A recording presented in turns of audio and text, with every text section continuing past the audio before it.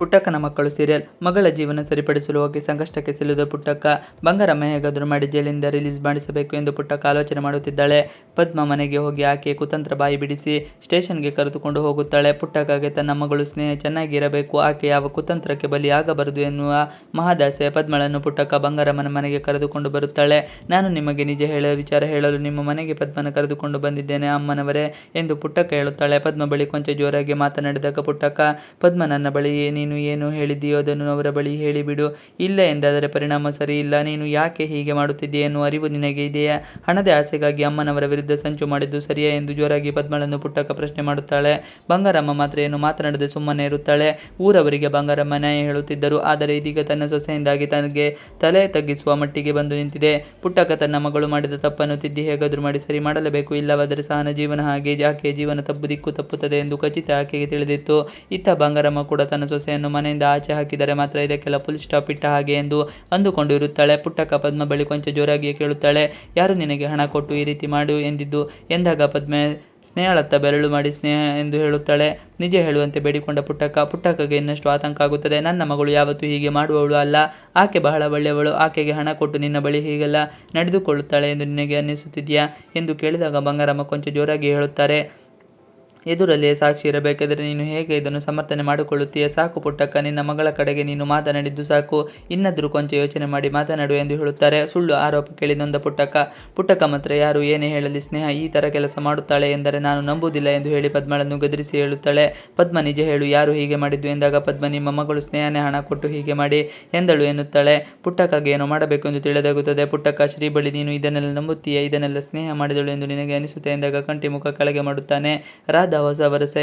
ಕಂಠಿ ತಂದೆ ಬಳಿ ಕೂಡ ಪುಟ್ಟಕ್ಕ ಇದೇ ಪ್ರಶ್ನೆ ಮಾಡುತ್ತಾಳೆ. ಅದಕ್ಕೆ ಅವರು ಮಾತನಾಡದೆ ಮೌನವಾಗಿ ಉಳಿಯುತ್ತಾರೆ. ಇದೇ ಸರಿಯಾದ ಚಾನ್ಸ್ ಎಂದು ರಾಧ ಮಾತನಾಡುತ್ತಾಳೆ. ಪುಟ್ಟಕ್ಕೆ, ನಮಗೆ ಈಗ ತಿಳಿದಿಲ್ವಾ ಸ್ನೇಹ ಮಾಡಿದ ಕಿತಾಪತಿ ಕೆಲಸ ಎಷ್ಟೆಲ್ಲ ಸಂಕಷ್ಟ ಕಾರಣ ಆಯಿತು ಎಂದು? ಇನ್ನಾದರೂ ನೀವು ನಿಮ್ಮ ಮಗಳ ಪರ ವಹಿಸುವುದನ್ನು ಬಿಡಿ. ನಿಮ್ಮ ಮಗಳು ಈ ರೀತಿ ನಡೆದುಕೊಳ್ಳುತ್ತಾಳೆ ಎನ್ನುವ ಸಣ್ಣ ಅರಿವು ನಮಗೆ ಇಲ್ಲದಿದ್ದರೆ ನಾವಿನ್ನಾದರೂ ಈಕೆ ಮಾಡಿದ ತಪ್ಪನ್ನು ಮುಚ್ಚಿಡಲು ಯತ್ನಿಸಬೇಡ ಎನ್ನುತ್ತಾಳೆ. ರಾಧ ಮಾತಿಗೆ ಮನೆ ಮಂದಿ ಶಾಕ್. ನನ್ನ ಅತ್ತೆಯ ಮೇಲೆ ಸ್ನೇಹ ಇಷ್ಟು ಕೋಪ ಇದ್ದರೆ ಯಾಕೆ ಇನ್ನು ಈ ಮನೆಯಲ್ಲಿ ಇದ್ದಳು ಎನ್ನುವುದೇ ಅರ್ಥ ಆಗುತ್ತಿಲ್ಲ. ಅಷ್ಟಿದ್ದವಳು ಈ ಮನೆ ಬಿಟ್ಟು ಹೋಗಲಿ ಎಂದು ಹೇಳುತ್ತಾಳೆ. ಇದನ್ನು ಕೇಳಿದ ಮನೆ ಮಂದಿಗೆ ಶಾಕ್ ಆಗುತ್ತದೆ.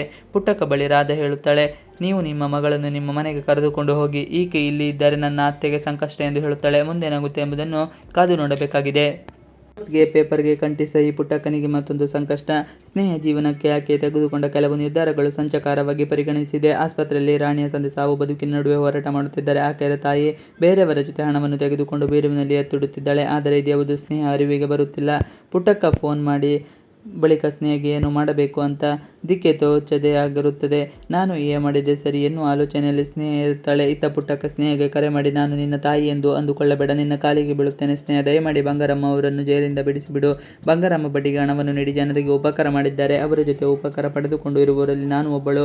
ಸಹನ ಮದುವೆ ಸುಮ ಓದು ಇದ್ಯಾವುದು ಬಂಗಾರಮ್ಮನವರು ಹಣ ನೀಡದೆ ಹೋಗಿದ್ದರೆ ಸಾಧ್ಯ ಆಗುತ್ತಿರಲಿಲ್ಲ. ಇದೆಲ್ಲ ನಿನಗೆ ಅರ್ಥ ಆಗುವುದು ಯಾವಾಗ ಎಂದು ಹೇಳಿ ದಯವಿಟ್ಟು ಬಂಗಾರಮ್ಮನವರನ್ನು ಬಿಡಿಸಿ ಎಂದು ಅಂಗಲಾಚಿ ಬೇಡಿಕೊಳ್ಳುತ್ತಾರೆ. ಹಾಗೆಯೇ ಸ್ನೇಹ ಮಾತಿಗೆ ಕಾಯದೆ ಫೋನ್ ಇಟ್ಟುಕೊಡುತ್ತಾರೆ. ಪುಟ್ಟಕ್ಕ ಫೋನ್ ಮಾಡಿದ ಬಳಿಕ ಸ್ನೇಹಗೆ ಏನು ಮಾಡಬೇಕು ಎಂದು ದಿಕ್ಕ ತೋಚದಂತಾಗುತ್ತದೆ. ಹಾಗೆ ರಾಣಿಗೆ ಬಾಯಿ ಹೇಳಿ ಆಸ್ಪತ್ರೆಯಿಂದ ಸ್ನೇಹ ಹೊರಟು ಹೋಗುತ್ತಾಳೆ.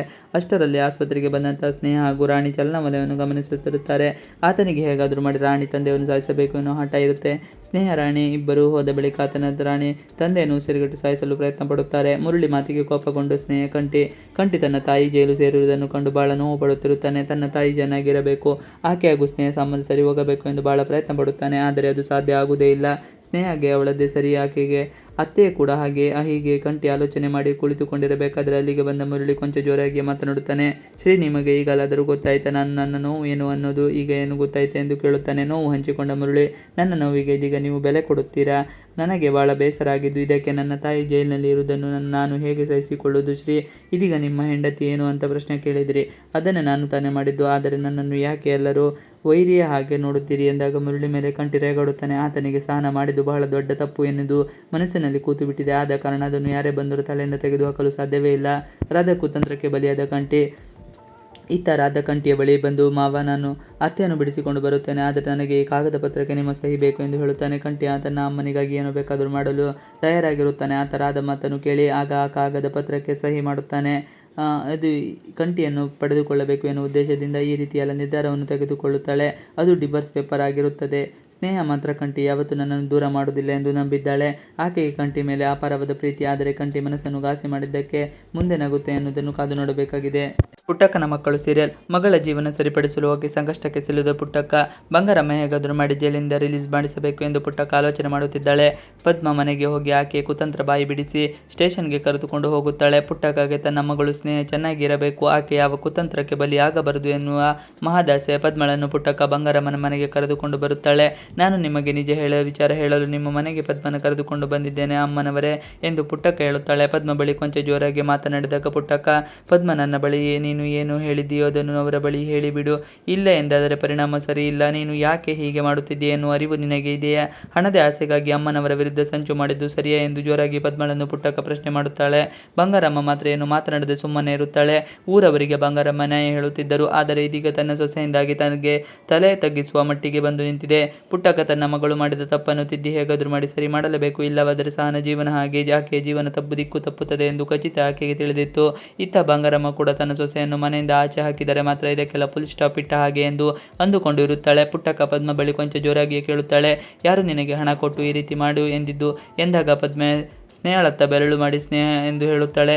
ನಿಜ ಹೇಳುವಂತೆ ಬೇಡಿಕೊಂಡ ಪುಟ್ಟಕ್ಕಗೆ ಇನ್ನಷ್ಟು ಆತಂಕ ಆಗುತ್ತದೆ. ನನ್ನ ಮಗಳು ಯಾವತ್ತೂ ಹೀಗೆ ಮಾಡುವವಳು ಅಲ್ಲ, ಆಕೆ ಬಹಳ ಒಳ್ಳೆಯವಳು. ಆಕೆಗೆ ಹಣ ಕೊಟ್ಟು ನಿನ್ನ ಬಳಿ ಹೀಗೆಲ್ಲ ನಡೆದುಕೊಳ್ಳುತ್ತಾಳೆ ಎಂದು ನಿನಗೆ ಅನ್ನಿಸುತ್ತಿದೆಯಾ ಎಂದು ಕೇಳಿದಾಗ ಬಂಗಾರಮ್ಮ ಕೊಂಚ ಜೋರಾಗಿ ಹೇಳುತ್ತಾರೆ, ಎದುರಲ್ಲಿಯೇ ಸಾಕ್ಷಿ ಇರಬೇಕಾದರೆ ನೀನು ಹೇಗೆ ಇದನ್ನು ಸಮರ್ಥನೆ ಮಾಡಿಕೊಳ್ಳುತ್ತೀಯ? ಸಾಕು ಪುಟ್ಟಕ್ಕ, ನಿನ್ನ ಮಗಳ ಕಡೆಗೆ ನೀನು ಮಾತನಾಡಿದ್ದು ಸಾಕು, ಇನ್ನಾದರೂ ಕೊಂಚ ಯೋಚನೆ ಮಾಡಿ ಮಾತನಾಡು ಎಂದು ಹೇಳುತ್ತಾರೆ. ಸುಳ್ಳು ಆರೋಪ ಕೇಳಿ ನೊಂದ ಪುಟ್ಟಕ್ಕ ಮಾತ್ರ ಯಾರು ಏನೇ ಹೇಳಲಿ ಸ್ನೇಹ ಈ ಥರ ಕೆಲಸ ಮಾಡುತ್ತಾಳೆ ಎಂದರೆ ನಾನು ನಂಬುವುದಿಲ್ಲ ಎಂದು ಹೇಳಿ ಪದ್ಮಳನ್ನು ಗದರಿಸಿ ಹೇಳುತ್ತಾಳೆ.